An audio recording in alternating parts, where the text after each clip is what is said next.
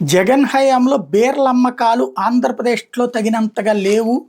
మేము తగ్గించుకుంటున్నాం ఉత్పత్తిని అని జెప్పి ఏకంగా సెబీకే లేఖ రాసినటువంటి బీర్ల కంపెనీ ఇప్పుడు చాలా బావుంది. ఇంకా ఉత్పత్తి పెంచబోతున్నామంటూ రాయడం అంటే బీర్లకి మంచి గిరాకీ ఉంది.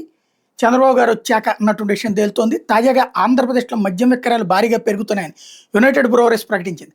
అమ్మకాలు జోరందుకున్న నేపథ్యంలో డిమాండ్‌కి తగిన రీతిలో సరఫరా చేయడానికి ఉత్పత్తిని పెంచుతున్నట్టు స్పష్టం చేసింది. రాష్ట్రంలో కింగ్‌ఫిషర్ బీర్లకు పెరుగుతున్న డిమాండ్‌ని తీర్చడానికి ఉత్పత్తిని పెంచుతున్నట్టు హైనెకెన్ కంపెనీలో భాగమైన united breweries limited company stock ఎక్స్‌చేంజ్‌లకు తెలియజేసింది. శ్రీకాకుళం జిల్లా రణస్థలంలో యునైటెడ్ బ్రూవరీస్ తయారీ కేంద్రాన్ని నిర్వహిస్తోందని, దీనికి ప్రాంతీయంగా ఇలియోస్ బ్రూవరీస్ ప్రైవేట్ లిమిటెడ్‌ని లీజుకు తీసుకుని ఉత్పత్తి సామర్థ్యాన్ని పెంచుతున్నట్టు చెప్పింది.